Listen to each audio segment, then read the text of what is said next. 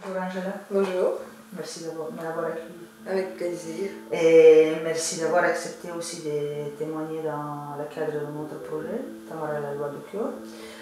La boucle de laquelle, comme je t'ai dit déjà, c'est la prévention, la protection et surtout le soutien aux femmes qui étaient victimes du trafic de l'être humain, de la proxénète et aussi de la violence conjugale dans laquelle tu étais victime aussi. Je voulais te remercier pour le courage que tu as eu aujourd'hui de témoigner et aussi de faire face à tout ce qui s'est passé et arrivé. Et si avec notre interview on peut faire une prévention et aussi aider les femmes qui se retrouvent dans ton cas, sera vraiment la goutte pour laquelle on va les faire. Et aujourd'hui aussi j'ai rencontré, on a déjà discuté Betty Batou, qui est un ASBL qui s'occupe de les femmes victimes de la violence conjugale. Et la but de la film, c'est aussi de faire un bon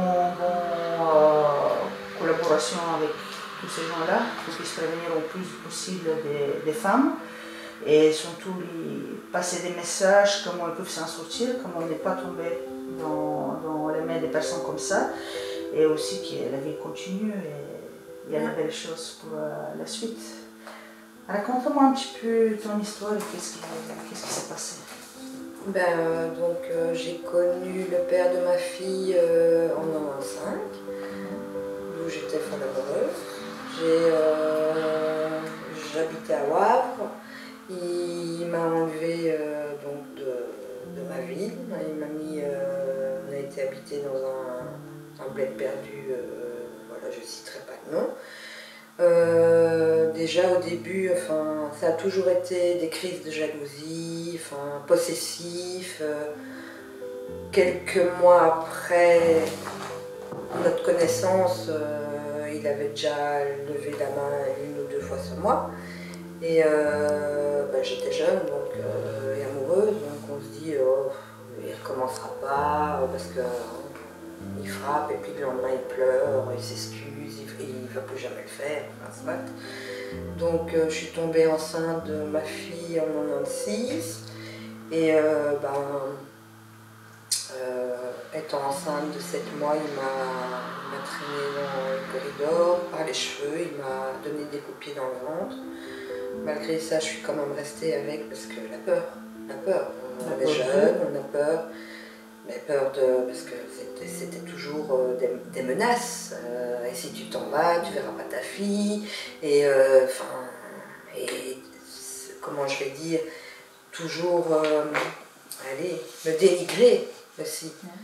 Tu ne vaux rien, t'es moche, t'as vu à quoi tu ressembles. Me rabaisser, voilà, toujours me rabaisser. Ma fille est née, je pensais malheureusement que quand la petite serait là, ça allait aller mieux, mais ça n'a pas été mieux du tout. Des fois, il partait pendant 3 jours, il rentrait plein, et puis ça a toujours été des coups pour rien, hein, en fait. On sait même pas, on n'ose même plus parler ou dire quelque chose parce que on reçoit une gifle ou Et après t'as peur. Et après t'as peur. Ah oui, après on a peur, après on dit plus rien. Moi je me maquillais plus, j'étais comme une vieille, j'avais pris 20 kilos. Si on allait quelque part, je regardais mes pieds parce que s'il y avait un homme qui me regardait, c'était quand on rentre, c'était des crises de jalousie, à taper un fer par la fenêtre, à taper une chaise de bureau dans le fauteuil. J'ai déjà été travailler, j'allais travailler souvent avec des yeux au beurre noir. Il m'a une fois violée parce que il était sous. C'était le jour de mon anniversaire en plus. Et moi, quand il buvait comme ça, je ne pouvais pas. Et il m'a foutu une gifle et il m'a violée. Et le lendemain, j'ai été travailler, j'avais un nez comme ça. Et voilà, donc Moi, j'ai toujours travaillé, je ne suis jamais restée un jour sans travailler. J'ai été travailler avec 3 côtes cassées, enfin, j'ai toujours travaillé. Je crois qu'à mon travail là-bas, ils se doutaient bien de quelque chose, parce que c'était une fois, oh, j'ai reçu l'armoire là, enfin, je suis tombée des escaliers, enfin. Et puis... Comment tes collègues ils voyaient, ils réagissaient par rapport à ça? Rien, c'est un monde... Oui, quand je suis partie, après on m'a avoué que, ah oui, on se doutait bien qu'il se passait quelque chose, parce qu'il m'a une fois foutu à la porte aussi, en pyjama. Hein. J'étais en pyjama, il a eu une crise, il m'a foutu à la porte, donc moi j'étais là à la rue, enfin, comme... Et puis quand Sazine était passée, il m'a fait rentrer. Enfin, vraiment, des fois on se demande comment c'est possible. Et puis on vit, donc je suis restée pour ma fille aussi. Parce qu'on se dit, voilà, on reste pour l'enfant, or que c'est pas bon du tout. Parce qu'un enfant qui voit ça petit, ben, ça doit le marquer à vie, je pense. Parce que des parents qui se battent tout le temps, moi au début je me révoltais beaucoup et puis à la fin je ne disais plus rien, je me laissais faire parce que voilà, si c'était chaque fois pour ramasser encore plus. Et puis après, à un moment donné, après je ne sais pas combien d'années, il se drogue aux médicaments, donc il prend des Valium, il a toujours pris plein de médocs. Et là, ça a été ma chance, au fait, parce que là, c'était vraiment un cadavre. Et ma fille avait 17 ans, et un jour, elle n'était jamais à la maison, puisqu'elle sortait avec ses copines, et ça faisait quand même un an qu'il n'osait plus trop me toucher. Mais un soir, j'étais dans le fauteuil et je le regardais, je me disais, mais tu vas pas finir ta vie comme ça, c'est pas possible. Enfin, à 39 ans, mais tu n'as rien de ta vie, tu fais que travailler, il t'apporte rien. Enfin, est-ce que lui travaillait? Est-ce que lui travaillait? Non, il n'a jamais travaillé. Il n'a jamais travaillé de sa vie. Jamais un jour. En fait, c'est toi qui t'occupais de la famille, oui. Le payer, d'aller en vacances, de ci, de là. Oui, non, il n'a jamais travaillé. Jamais. Il a toujours vécu sur la mutuelle ou au chômage. Donc c'est pour ça que je ne pouvais pas mettre mon adresse là. Donc moi j'ai vécu 20 ans là, j'ai payé. Et parce que pour vous dire le pourri que c'est, quand je suis partie de la maison, il a osé aller chez un avocat en disant que j'avais abandonné ma fille à la naissance. Tout ça pour réclamer des pensions alimentaires d'il y avait 20 ans, puisque j'avais jamais mis mon adresse là. Ah oui. Ah oui, oui, non, vraiment, il a...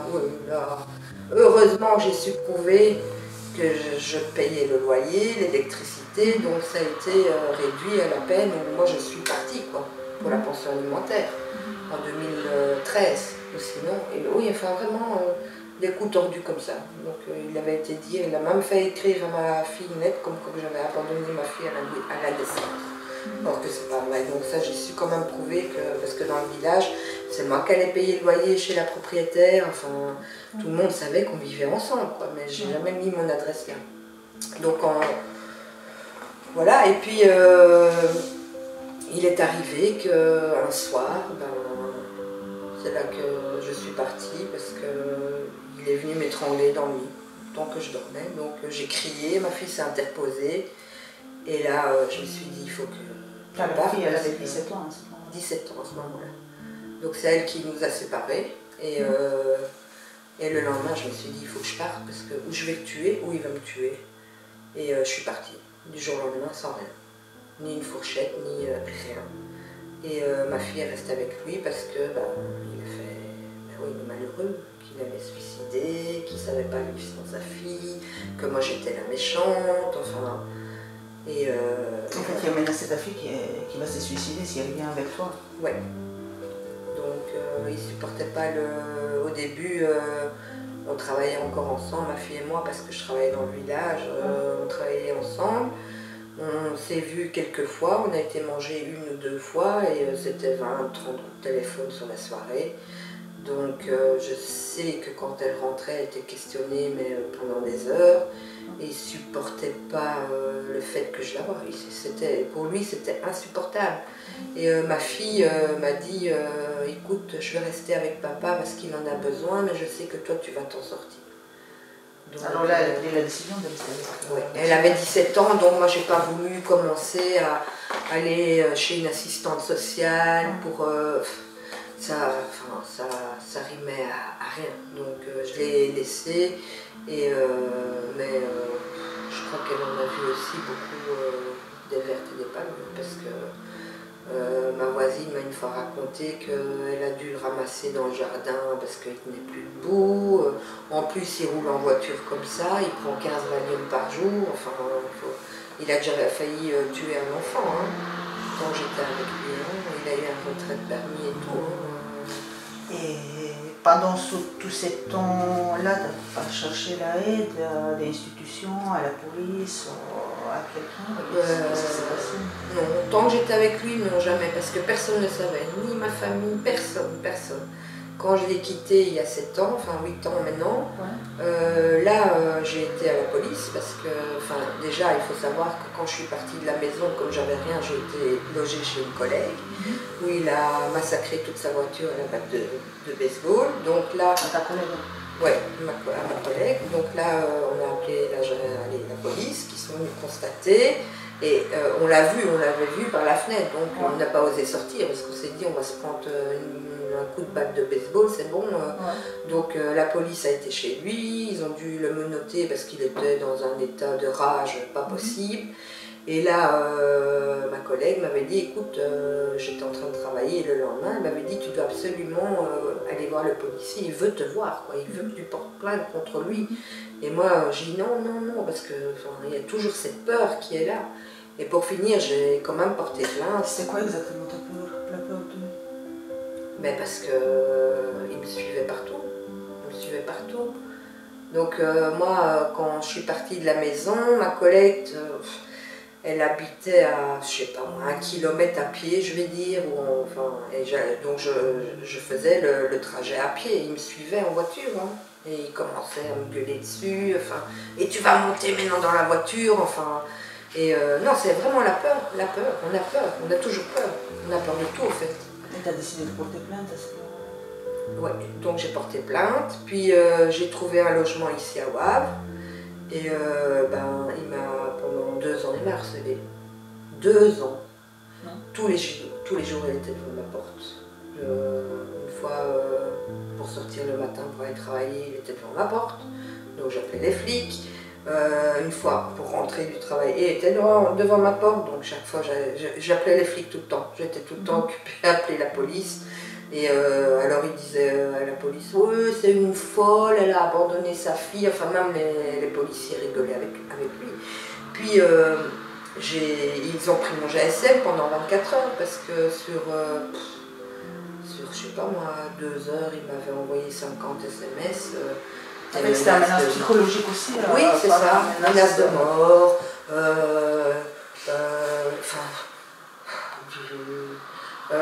Même sur Facebook, il a maltraité ma famille, il m'a dit que j'étais comme Hitler, c'est incroyable. Est-ce que la police elle a fait quelque chose par rapport à ça? Non, on va pas reprendre mes plaintes et le convoquer. Tu m'as dit que tu en as fait pas mal de plaintes aussi à cette... Ah oui, beaucoup. Et puis un jour j'ai arrêté d'aller parce que j'ai changé, donc j'avais trouvé un domicile, un travail à Otigny, et donc il avait mis sur Facebook avec une arme, donc une photo en arme, mais ça c'est mon avocat qui a tout parce que j'ai des copies de toutes les menaces en disant je vais te tuer. Donc quand j'ai vu ça, je me suis dit oh, ça c'est pour moi, donc j'ai été à Otigny pour porter plainte. Et là, le gars m'a dit, oui, mais il faudrait votre adresse. Et j'ai dit, ah non, moi, mon adresse, parce que tant que j'étais à Wavre, il savait où j'habitais. Et là, à Otigny, j'ai dit, non, je veux pas. Moi, je veux pouvoir sortir de chez moi sans regarder partout. En fait, tu as déménagé dans un endroit qu'il lui connaissait pas, et ça, c'était ton petit abri pour s'en sortir. À ce moment-là, tu as porté la plainte, et la police, elle voulait ton adresse. Mon adresse. pour convoquer. Et j'ai demandé, j'ai dit, mais pourquoi vous avez besoin de mon adresse? Parce que si vous imaginez bien que si je viens ici porter plainte, c'est pas pour qu'il ait mon adresse. Parce que je veux pas qu'il sache où j'habite et où je travaille. Quelque chose de normal.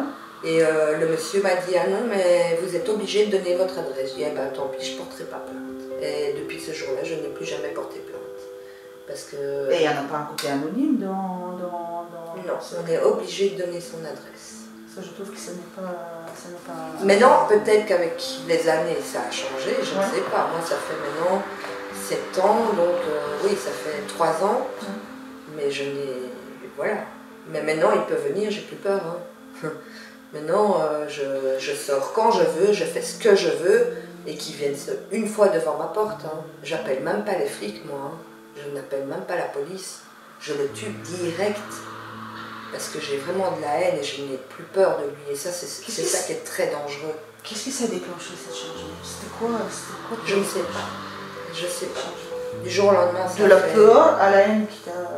Je ne sais pas expliquer. Ça m'est arrivé du jour au lendemain. Même tous les jours, je me demande comment j'ai eu, parce que je lui ai parlé. Après, je me suis dit, mais comment j'ai osé, parce que je vais m'en ramasser une. Je lui ai dit, maintenant tu vas t'asseoir, j'ai des trucs à te dire. Enfin, je lui ai dit, oh, tout est sorti. J'ai dit, tu me dégoûtes, je ne sais plus te voir. Enfin, et il n'a pas bougé. Et voilà, c'est un déclic que j'ai eu du jour au lendemain.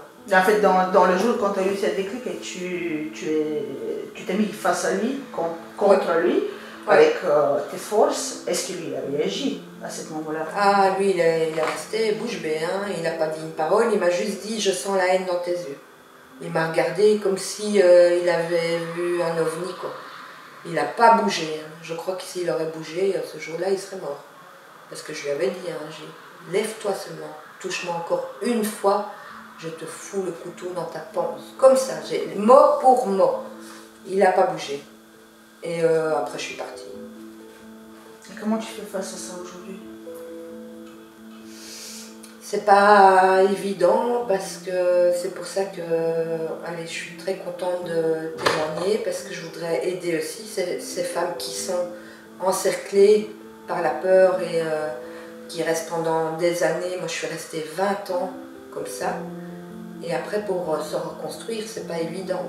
Parce que, donc, il faut savoir aussi, c'est moi qui est partie, mais j'avais une vie de famille malgré tout. J'avais ma fille, je travaillais, je faisais à manger. Enfin, et puis, du jour au lendemain, je me suis retrouvée dans un studio de 45 mètres carrés sans rien.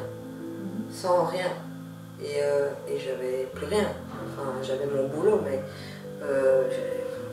donc, c'est pas évident. Et puis, ne pas voir ma fille aussi. Moi, quand je voyais une fille avec des longs cheveux bruns d'en haut, je voyais ma fille partout. Donc, il m'a fallu quand même 2-3 ans pour accepter. Et maintenant, je ne pourrais plus. Me remettre avec quelqu'un, non, c'est impossible pour moi. Ça fait 8 ans que je vis seule. J'ai essayé 1 ou 2 fois, mais je ne peux pas. Je ne peux pas. Je ne peux pas. C'est impossible. La confiance, oh. Je ne sais pas. Pour moi, non, je ne pourrais pas. J'ai trop pris sur moi pendant des années et là, j'ai plus envie de me taire. J'ai plus peur de personne, mais vraiment de personne. J'ai envie de parler, je parle. Tout ce que je n'ai pas pu faire pendant 20 ans. J'ai envie de mettre des paillettes, je mets des paillettes. J'ai envie de me maquiller, je me maquille. Parce que moi, au début, quand j'aime bien tout ce qui brille, on me disait « oh, t'as vu, t'as l'air... » Enfin, je pouvais rien. Donc maintenant, je fais ce que je veux. Et il faut surtout... quand j'ai envie de parler, je parle. Je dis ce que je pense, les choses comme elles sont. Je suis libre. Je suis libre. Et c'est ça que je veux que les femmes comprennent qu'à un moment donné, au plus on reste dans l'engrenage, au moins on a allez, pas l'envie, mais au moins on a plus facile à partir. Je dis pas que c'est facile, mais il faut, parce qu'on dit toujours, hein, moi je m'étais dit au début, allez, c'est une fois et c'est fini, mais non. Un homme qui lève une fois la main sur vous, il la lèvera 2 fois, 3 fois, 4 fois, 5 fois. Enfin, alors si tu peux donner un conseil aux femmes, c'est que s'il lève un fois la main contre Qu'elles eux, partent. qu'elles battent. Qu'elles en parlent à leur famille. Parce que moi, ma famille, personne n'était au courant. Personne. Parce qu'on est honteux, ça aussi. Hein. Les femmes battues sont... je ne sais pas comment ça se fait, mais on a une honte. Je ne sais pas expliquer pourquoi on est honteuse. Vis-à-vis de la société, ou toi tu te sens comme ça? Ou tu sens la regard des autres aussi? Non, mais c'est souvent comme ça. Moi, j'ai vu beaucoup d'émissions là-dessus et les femmes sont honteuses. Mais honteuses de quoi? C'est pas nous, hein. C'est pas nous. Nous, honteuses parce qu'elles n'ont pas osé parler. Sûrement, enfin, je sais pas. Mais moi, si j'ai un conseil à donner aux femmes qui vivent ça, c'est... Mais partez, allez chez votre maman, même s'il y a personne, il y a toujours des amis, il y a moyen de se reconstruire. Il faut pas avoir peur des menaces parce que ces gens-là, c'est des lâches, c'est des pervers narcissiques, ce sont des lâches. Une fois que vous montrez que vous n'avez plus peur d'eux, c'est eux qui ont peur de vous. En fait, si je comprends bien, c'est que celui qui parle beaucoup, il menace les femmes qui vont les tuer, qui vont faire ça, c'est que les paroles, oui, il y a eu des actions aussi au niveau qui t'a frappé, qui t'a fait mal, mais c'est plus les paroles qui donnent les menaces et il prend la peur. Mais une fois qu'il voit que toi, tu n'as plus peur de lui, c'est fini. Ouais. Enfin, moi, ça a été mon cas. Oui, ça c'était ton cas, mais il faut savoir que chaque cas est différent, bien sûr. Voilà. Et peut-être ce n'est pas le cas à quelqu'un d'autre, mais en résumé, si tu dois donner un conseil, c'est que si une fois quelqu'un lève la main sur toi, c'est que tu dois partir. Ouais, enfin pour moi oui, parce qu'il recommencera, il n'y a rien à faire. Et alors les femmes qui subissent ça, elles doivent vraiment essayer d'en parler à une amie de confiance ou aller trouver une association où elles doivent pas rester comme ça parce qu'après, il y a une vie après. Moi je suis partie, j'avais 39 ans, mais maintenant j'en ai 47. On peut encore survivre à ça. Allez, on a le droit d'être heureuse. Quand on a été 20 ans comme ça, on a le droit d'encore être heureuse après. Est-ce que tu te souviens, tout au départ, quand tu t'es mis avec lui, c'était quoi les premiers symptômes que ça va partir dans ce chemin? C'est quoi les premiers signes qui donnent un homme comme ça? Ben, la jalousie, hein. La jalousie, j'avais jamais vu quelqu'un comme ça, mais jaloux. Possessif? Possessif, ouais. Si quelqu'un me regardait, c'était ma faute. En fait, si j'ai compris aussi, il t'a éloigné de ta famille aussi. Ouais. Et la jalousie, l'éloignement de ta famille. De mes amis, parce que moi, à Wavre, je connais tout le monde. Donc, au début, on sortait un peu à Wavre, au braderie et tout ça. Et il m'a fait, donc j'avais mis une fois une robe décolletée dans le dos, j'avais 22 ans, toute jeune. Et on est rentré, il a coupé dans ma robe. Hein. Il a fait une crise de jalousie, mais or qu'il n'y avait pas de... Il a une fois jeté le fer par la fenêtre, mais enfin... Et prendre des couteaux comme ça sur le fauteuil, dire « Ouais, je t'ai vu, tu l'as regardé », or que...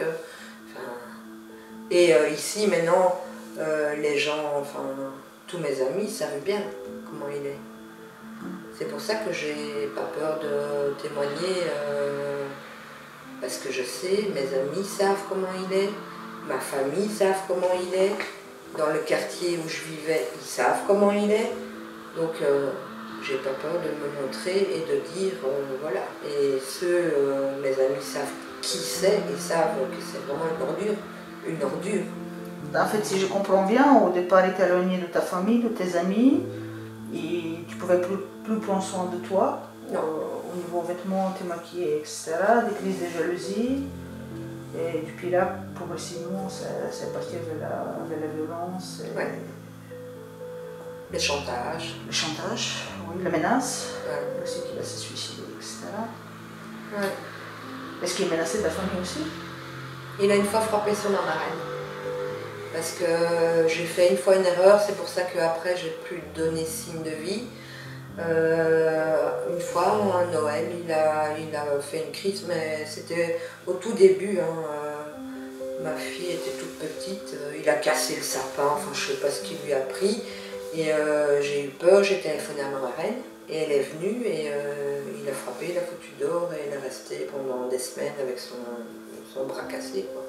Donc à partir de ce jour-là, j'ai décidé de ne plus jamais dire quoi que ce soit à personne. Parce que... Et comment tes amis et ta famille voient ça? Qu'est-ce qui s'est passé aujourd'hui quand ils savent? Ah, il y en a beaucoup qui ont été étonnés. Parce que je ne pensais pas que j'avais vécu un truc comme ça pendant des années. Sa famille à lui, parce qu'évidemment dans sa famille à lui, là on allait. Mais moi je disais jamais rien, je faisais semblant de rien, parce que ça a été mon tort en fait. De faire semblant que tout était beau, tout était joli, alors que c'était pas le cas du tout. C'est la peur qui faisait ça? C'est la peur qui faisait ça? Quand tu voulais pas... La peur ou peur des questions, enfin je sais pas. Moi je l'ai fait pour ma fille en fait, pour essayer de quand même qu'elle ait, parce que quand il y avait ces crises de bagarre, parce qu'elle a vu, ma fille a vu beaucoup de choses, et donc peut-être que c'était pour essayer qu'elle voie autre chose, qu'elle croive que... Mais c'est une erreur, parce que le jour que je suis partie, elle m'en a voulu aussi, parce qu'elle... Enfin, j'ai pas compris, parce qu'elle avait vu, elle a vu tout ce que j'ai vécu, elle avait quand même 17 ans, et elle comprenait pas pourquoi je partais. Or qu'elle m'avait, le jour d'avant, elle m'avait... Elle s'était interposée entre son père et moi parce qu'il avait voulu m'étrangler. Donc elle savait très bien ce que je vivais au quotidien. Ouais. Mais elle m'en a voulu de partir. Je lui ai dit, mais Marie, moi je ne peux pas vivre comme ça. Et j'aurais dû peut-être plus... Parce qu'elle disait, de temps en temps, elle disait, ouais, mon père c'est un fainéant, il fait rien. Et j'ai toujours dit, tu parles pas comme ça de ton père. Pourtant, j'aurais pu aussi, mais jamais, jamais. Je lui ai dit, tu parles pas comme ça de ton père, c'est ton père, voilà. Et elle m'en a voulu parce que j'ai voulu partir. Et je lui ai dit, tu crois que pour moi c'est une vie? Enfin, à un moment donné, il faut arrêter, Marie. En plus, c'est un cadavre, parce qu'il tombait endormi en mangeant, il a failli foutre le feu, parce que 15 Valium par jour, je sais pas, mais enfin, il n'est plus lui-même. Des fois, il me regardait, il m'appelait Marie, il ne me reconnaissait même pas. Donc, mais par après, elle en a parlé à ses amis, et elle savait, elle sait ce que j'ai enduré moi-même, puisqu'il a osé lever la main sur ma fille. Ça, j'aurais jamais cru, jamais de la vie, j'aurais pensé ça. Comme il disait en flamand, ça porte le cœur, mais oser lever la main sur ma fille, enfin, ça c'est le truc, pour moi, j'ai appris qu'il a vendu toutes les affaires de ma fille aussi. Parce qu'au fait, où on a habité, comme il ne touche plus de pension, moi je ne suis plus là, ma fille n'est plus là, puisque c'est nous qui ramenions beaucoup d'argent. Ouais. Il a été foutu dehors parce qu'il n'a pas payé son loyer pendant 1 an. Il a osé vendre toutes les affaires de ma fille. Et pourquoi? Pour acheter une voiture. Mais enfin, c'est pas un père ça. Il n'a même pas téléphoné aux amis de sa fille pour voir si elle voulait un petit quelque chose. Il a tout vendu et il est parti vivre chez son frère apparemment.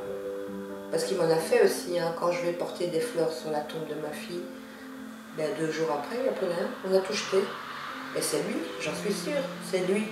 Je ne vois pas qui d'autre, tous des trucs comme ça. Il a une fois mis sa carte de banque sur la tombe de ma fille aussi. Je suis désolée pour ta fille. On s'est demandé, mon tonton et moi, on s'est regardé, on s'est dit, mais il est fou ce mec. Sa carte de banque, au fait, sa carte de banque, c'était la photo de Marie et de moi. Il a mis ça une fois sur sa tombe. À un moment donné... Et tes amis aujourd'hui? Mes amis me soutiennent à 100%. À 100%, parce que c'est... ils essayent, ils voudraient bien. Ils voudraient bien que je rencontre quelqu'un, que je n'ai pas une dans ma vie, comme ils disent, mais c'est impossible pour moi. Moi, je vis bien, enfin bien. J'essaye parce que je suis malade aussi. Moi, il m'a rendu malade, ce mec, hein, parce que j'ai tellement travaillé. Et j'ai la fibro depuis 25 ans et depuis le décès de ma fille, ben, je ne peux plus travailler. J'ai 47 ans, hein, j'ai toujours travaillé comme une folle. Depuis mes 16 ans, je travaille. Et du jour au lendemain, ben, on ne peut plus travailler parce que le choc émotionnel est là. J'ai fait un burn-out, une dépression, j'en dormais plus. Enfin, mais voilà, mais il y a des jours avec, des jours sans, mais je suis là et je me battrai jusqu'au bout parce que pour prouver aux femmes qui vivent ça qu'on peut se remettre, il faut du temps, il faut reprendre soin de soi, avoir confiance en soi. Ça, c'est très dur aussi, après autant d'années. Et moi, ce qui m'a sauvée, c'est... moi, j'ai commencé à faire des lives de maquillage pour une association qui aide les enfants, les femmes maltraitées, abusées aussi sexuellement. Et moi, c'est ça qui m'a sauvée, qui m'a fait redonner confiance en moi, me remaquiller et prendre soin de moi. Donc, il y a toujours moyen de s'en sortir. Est-ce qu'aujourd'hui, tu cherches un vengeance? Oui. Ah oui, oui. Et quand je parle de ça, mes amis, ils ont un peu peur parce que, ils disent, mais on comprend ce que tu as vécu, mais tu dois essayer parce que j'ai de la haine, contre lui, hein. Et ils me disent, tu dois essayer de... Et c'est pour ça que le témoignage ici aussi, je pense que ça peut m'aider aussi à pas faire une croix sur le passé, mais peut-être à...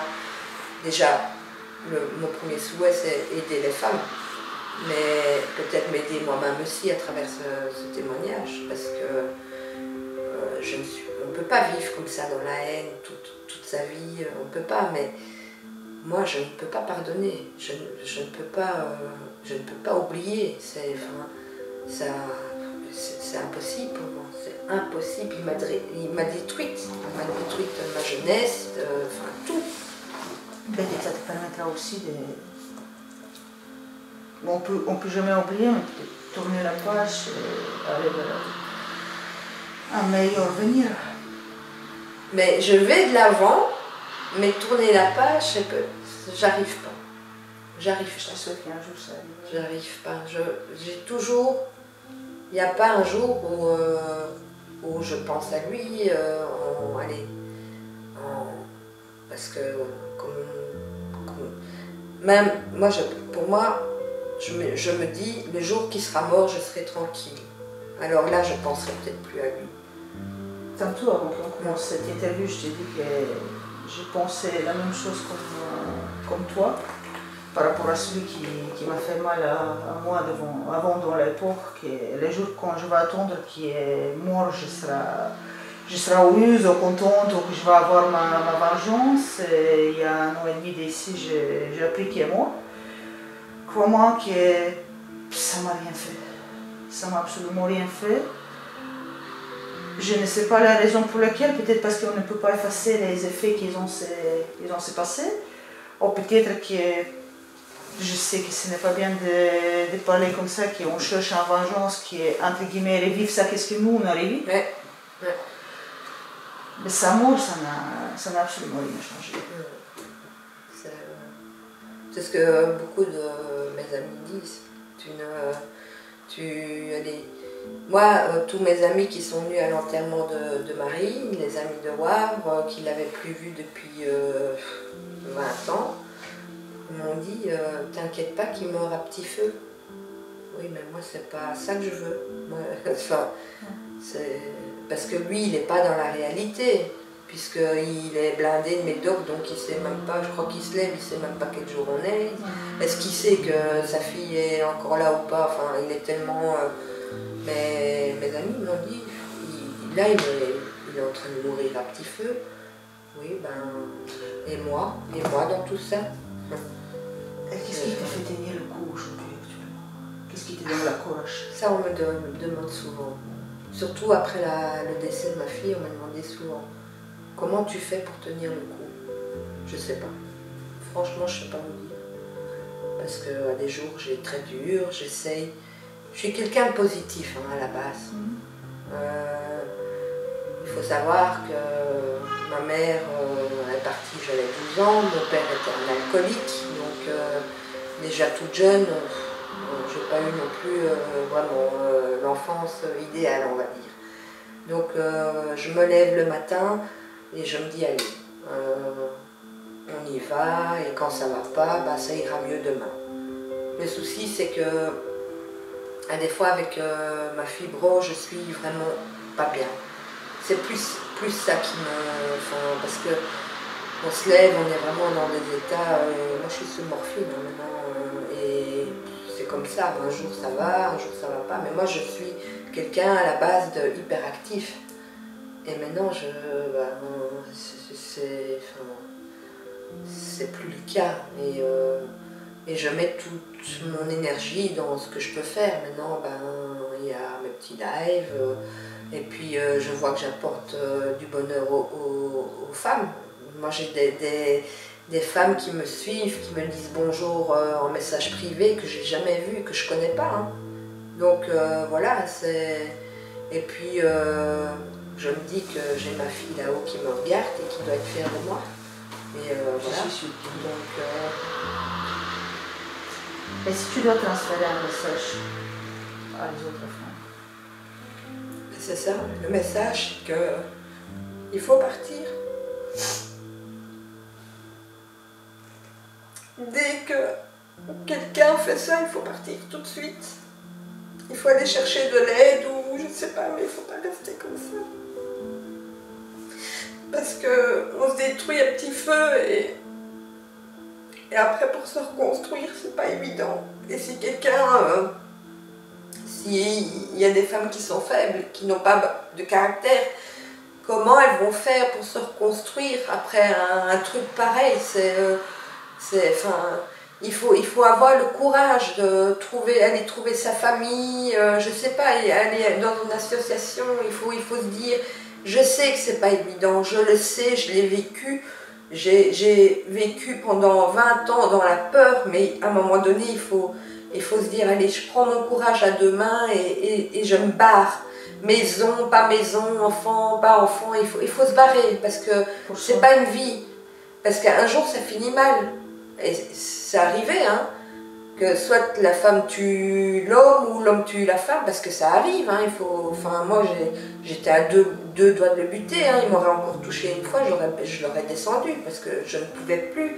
C'est un truc, et on est des êtres humains, on n'est pas... et il faut trouver allez, il faut partir. Il faut pas dire oh mais ça n'arrivera plus jamais ou j'ai peur. Il faut partir tout de suite. Il faut pas attendre 1 an, 2 ans, 3 ans parce qu'au plus on attend, au plus on attend dans la durée, au moins c'est évident de partir. Je pense. Si je serais partie la toute première fois, voilà, j'aurais été tranquille, j'aurais mené ma vie mais j'ai attendu. Avec l'espoir qu'il va changer? L'espoir. Tu pensais qu'il va changer? C'est pour ça que tu as attendu? Oh. Non, même pas. Non, la peur. Et puis pour ma fille, je me suis dit, je vais rester avec... parce que c'est vrai que ma fille et son père, ils étaient comme ça, quoi. Et puis il m'a toujours dit, ouais, tu partiras jamais sans ta fille, donc ça aussi. C'était hors de question que je ne voyais plus ma fille. Mais pour parce qu'il y a des femmes qui espèrent peut-être qui changent. Un homme comme ça ne change jamais. Hein. Ça ne change jamais. Oui, quand il est mort, mais ça ne change jamais. Un homme qui est comme ça, un pervers narcissique, ça ne change jamais. Ça pense qu'à lui, c'est lui le meilleur, c'est lui qui fait tout mieux que tout le monde, et nous on n'est que de la merde, et les autres aussi, et c'est jaloux sur tout le monde. Ça ne change pas un homme comme ça. Par contre, au niveau de vos promesses, c'est de présenter les choses beaux et jolies à chaque fois. Ah oui, bah oui, hein, le lendemain, je ne recommencerai plus, et puis 2 jours après, c'était nouveau, parce que mon médecin qui me soignait à l'époque savait très bien. Hein. Lui, il se doutait, hein, parce que combien de fois j'ai pas été avec... mais oui, ça change pas, un homme comme ça ne change pas. Ou alors, Il faut croire, je sais pas, mais ça non, c'est impossible, ça ne change pas. Est-ce que tu peux me dire un petit peu plus par rapport à l'association avec qui tu es?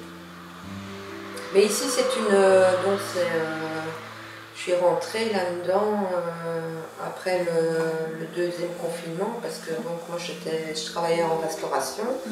Et enfin, un an après le décès de ma fille, je m'emballe un peu. Oui, enfin, non, un an après le décès de ma fille. Donc j'ai continué à travailler beaucoup. Et puis il y a eu ce confinement, donc j'ai plus su travailler, je vais être à la maison. Et moi je me suis dit, qu'est-ce que je vais faire chez moi? J'étais jamais à la maison, je faisais 70 heures semaine, donc j'ai attrapé, enfin je me suis dit, c'est pas possible. Et donc je suivais des lives sur Facebook. C'est une association américaine qui s'appelle Unique, je ne sais pas si vous connaissez. Et donc 10% des ventes que vous faites vont à la fondation. Ils font beaucoup de maisons, d'endroits pour les femmes, les enfants qui sont déjà oui. Et donc moi à ce confinement-là, je me suis dit allez, je me lance. C'est dans le maquillage, maquillage, les soins, voilà. Et j'ai fait un live une fois comme ça et j'ai adoré faire ça en fait. J'ai adoré. Jamais j'aurais cru ça parce que moi je suis pas en maquillage, je suis pas fauzon, je suis pas. Enfin, moi, j'ai adoré le contact avec les gens et je me suis lancée là-dedans. Et je te félicite. Et merci. Et c'est ça qui me fait. Voilà. Parce que chez nous, c'est élever, valoriser et écouter les femmes et apprendre à ce qu'elles se reprennent en main et à se reconstruire après avoir vécu des choses, voilà. Mais c'est pas assez parce que ici il devrait y avoir plus d'associations, plus de femmes pour accompagner des femmes comme ça, parce que beaucoup de femmes qui sont battues comme ça ne parlent pas. C'était ça ma dernière question que je voulais te poser. Qu'est-ce que tu en penses que ça doit changer? Mais je trouve qu'il n'y a pas assez de... Enfin, je ne sais pas expliquer. Comme ici, ici à Wavre, je sais pas s'il y a vraiment des associations, enfin, moi j'ai tapé parce que j'ai regardé pour quelqu'un. Et j'ai tapé association femmes battues à Wavre, j'ai vu une pour Saint-Étienne je crois, et je ne sais même pas si à Wavre, avant il y en avait, avant en face de chez moi il y en avait eu, mais il n'y a pas assez d'informations.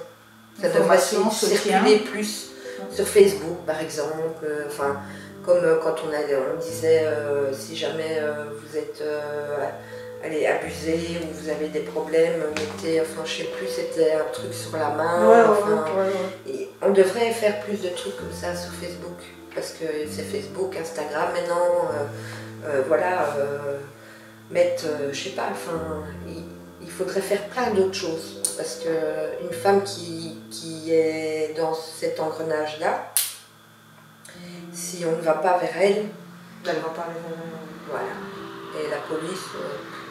n'en parlons même pas parce que c'est pas eux qui vont vous diriger vers une association ou rien en fait. Il faudrait, je sais pas, il faudrait vraiment faire...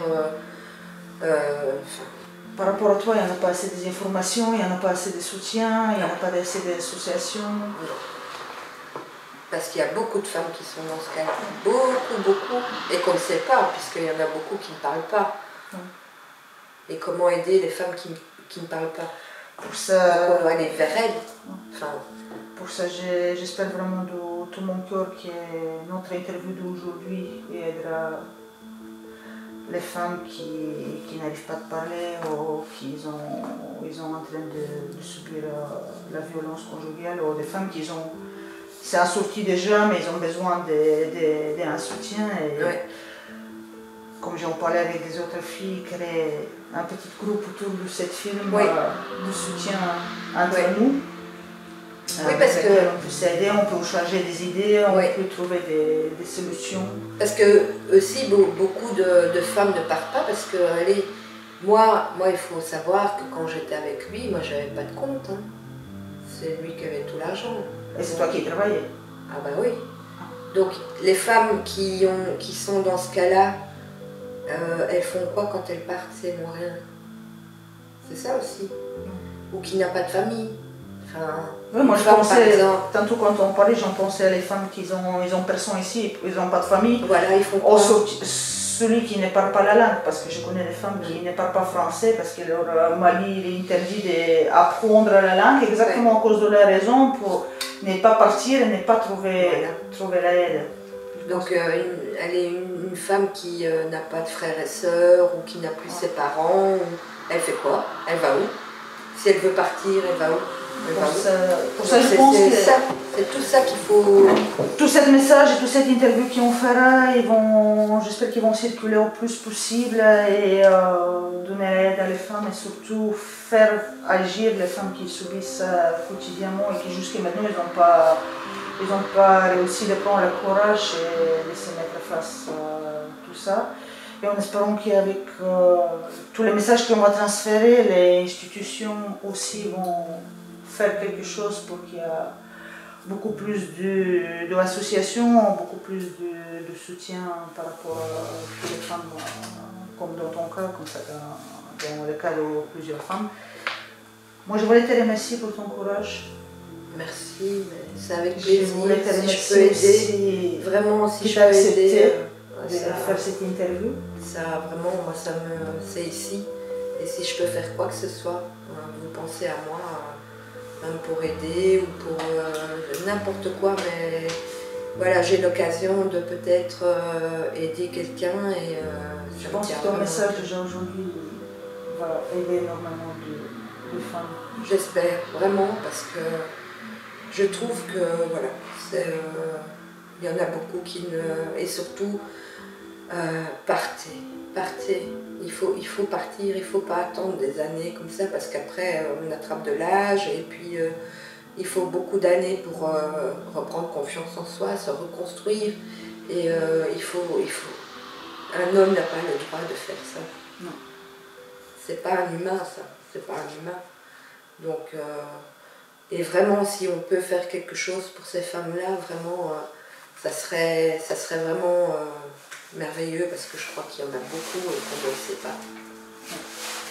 Qui n'osent pas parler, qui ont peur, enfin, voilà. Ça sera notre mission. Oui.